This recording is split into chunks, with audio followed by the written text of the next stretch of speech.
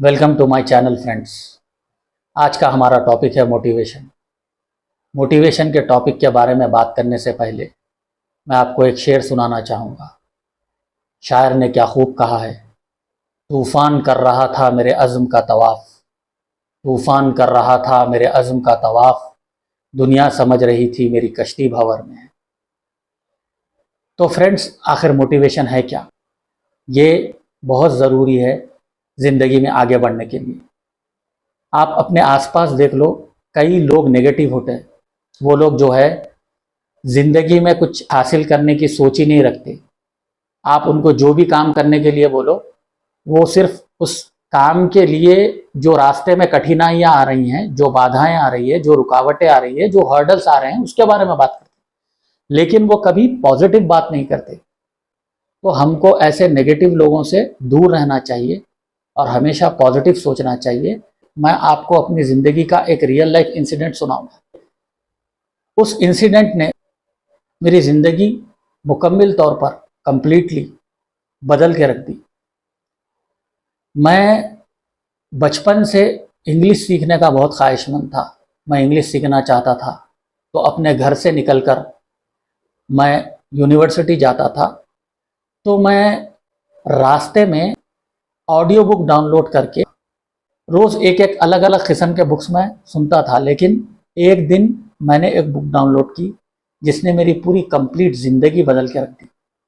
उस बुक का नाम था एज अ मैन थिंकेथ।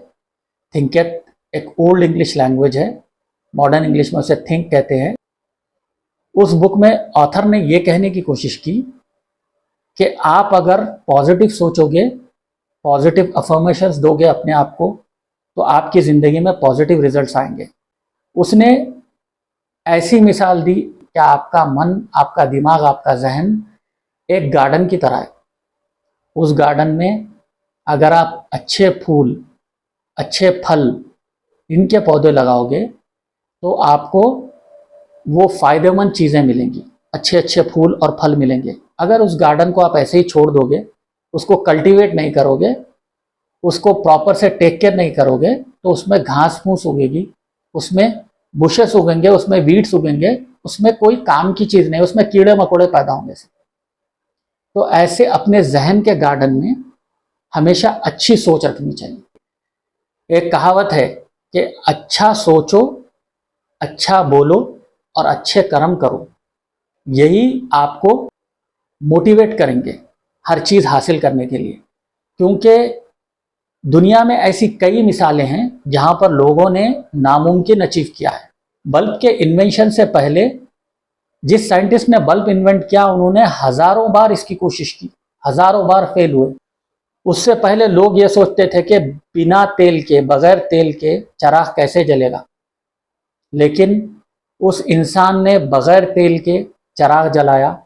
जो आज आप इतने इन्वेंशंस देख रहे हो अतराफ, आप इलेक्ट्रिसिटी से बल्ब देख रहे हो, ट्यूबलाइट देख रहे हो, मोबाइल फ़ोन, टैब, कंप्यूटर, ये सारी एडवांसमेंट्स का एक बेसिक रीज़न है बल्ब का इन्वेंशन।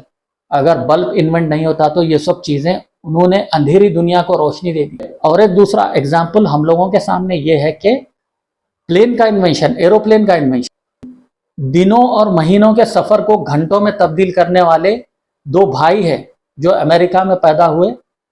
1903 में न्यूज़पेपर में एक रिपोर्ट आई कि इंसान अगले 1 मिलियन से लेके अगले 100 मिलियन साल तक उड़ने वाली मशीन नहीं बना सकता जो इंसान को लेकर उड़े। कि इंसान पंछी नहीं है जो उड़ सकता, इंसान का जिस्म बहुत ही वजन है, बहुत ही हैवी है, वो उड़ नहीं सकता।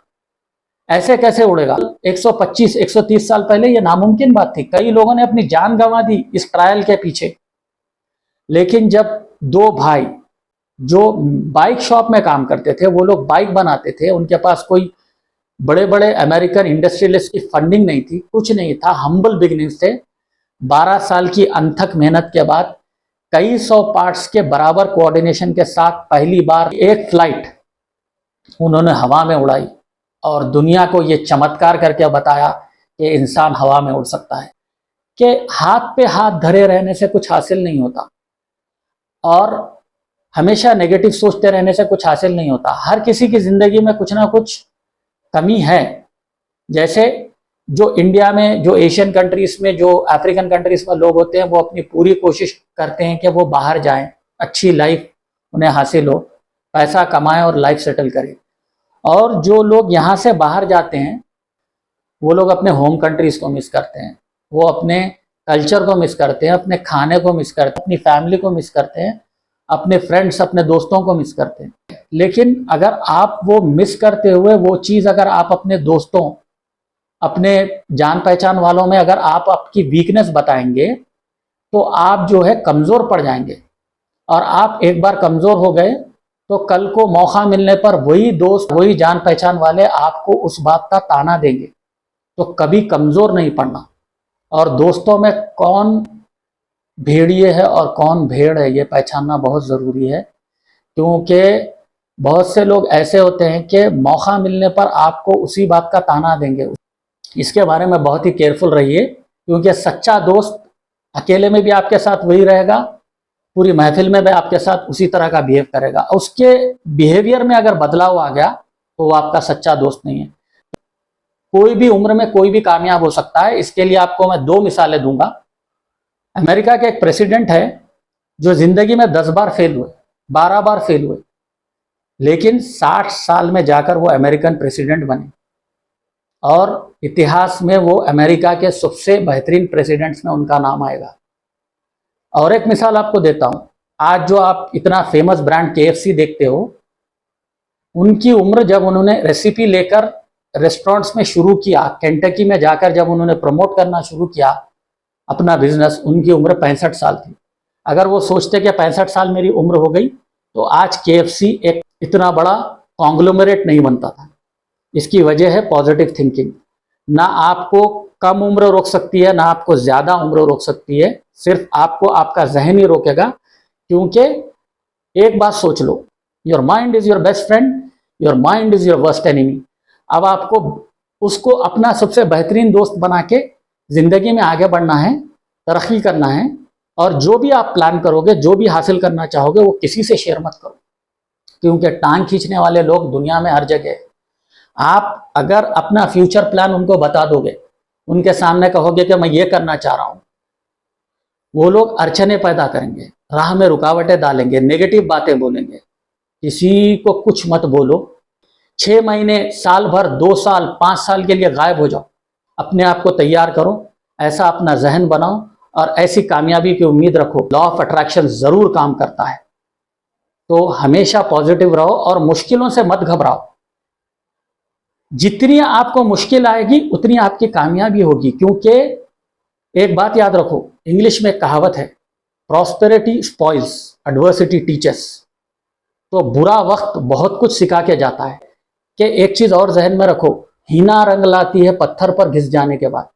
तो मेहंदी बगैर घिसे रंग नहीं लाती। तो इंसान को भी कामयाबी जो मिलती ना, संगमरमर के पत्थर की एक मिसाल है। संगमरमर अगर टूट गया तो नीचे बिछाने का काम आ गया, लेकिन संगमरमर अगर नहीं टूटा तो ताजमहल का ताज बन गया। तो ये बात हमेशा जहन में रखो कि कभी किसी चीज़ में परेशान मत हो, ऊपर वाले पे यकीन रखो, अच्छे कर्म करो। जैसे रास्ते में किसी भूखे को रोटी खिला दी, जैसे किसी जानवर को पानी दे दिया, किसी राह चलते इंसान को, कोई विकलांग है, कोई अंधे है, कोई लंगड़े है, उनको आपने रास्ता पार करा दिया। अच्छे कर्म करोगे तो ऑटोमेटिकली आप स्पिरिचुअली ग्रो होगे और जिंदगी में कामयाब होगे। जो लोग सेल्फिशनेस और ग्रीड रिलेटेड है, जो लोग ऐसे अनहोलसम एक्ट्स करते हैं, जैसे सेल्फिशनेस है, ग्रीड है, हेट्रेड है, एंगर है, ये चीजें हमको पीछे कर देंगी। होलसम एक्ट्स है, होलसम एक्ट्स क्या है कि हर किसी के बारे में अच्छा चाहो, चैरिटी करो, लोगों को, अपने पास थोड़ा है तो कुछ परसेंटेज आपका लोगों में खैरात करो, बांटो। अगर आप मजबूर हो तो ऊपर वाला जानता है कि आप मजबूर हो। रहते हुए भी बहुत ज्यादा कंजूसी करोगे तो वो माल, वो दौलत कहीं ना कहीं दवाइयों में, कहीं ना कहीं बीमारियों में, कहीं ना कहीं परेशानियों में, कहीं ना कहीं हादसों में चली जाएगी। हमेशा हिम्मत बांध के रखो, कोई डर नहीं है। कई लोगों को फियर ऑफ फ्लाइंग होता है, प्लेन में उड़ते हैं तो डरते हैं। एक एनालिसिस के हिसाब से एक साल में 32 टू 35 मिलियन फ्लाइट्स आसमान में उड़ते, उसमें से सिर्फ 4-5 फ्लाइट्स ही गिरते। उसकी प्रोबेबिलिटी लॉटरी जीतने से या बिजली गिर के खत्म होने से भी कम है। तो ये सब डर कैसे पैदा होता है? हम कहीं ना कहीं कुछ ना कुछ गलत काम किए, उसका नतीजा है। जो जिसका दिल साफ है उसको किसी किस्म का डर नहीं है, किसी से नफरत नहीं, हर किसी से मोहब्बत, हर किसी का अच्छा चाहो, हर किसी का भला चाहो, जरूर आपको कामयाबी मिलेगी। इंग्लिश लिटरेचर के एक बहुत बड़े स्कॉलर, उन्होंने एक बात कही थी, ये दुनिया एक स्टेज है और हम कठपुतली है।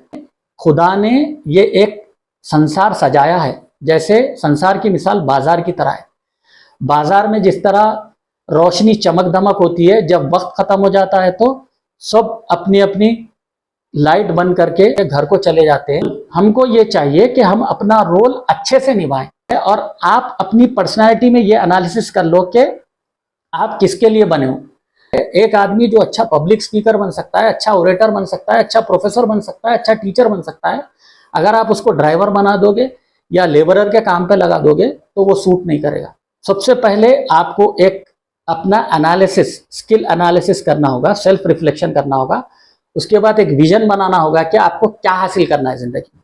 उसके बाद आपको प्लान क्या है वो चीज हासिल करने का, और प्लान को सिर्फ प्लान रहने देना नहीं चाहिए, प्लान को एग्जीक्यूट करने के लिए आपको टाइम बचाना चाहिए। नॉर्थ अमेरिका में कहते हैं टाइम इज मनी।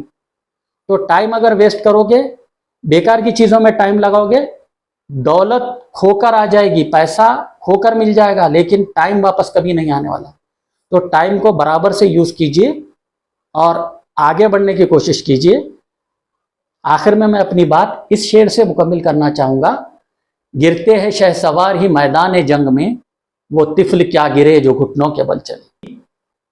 तो कभी भी हारने से डरना नहीं, जीतने से पीछे हटना नहीं।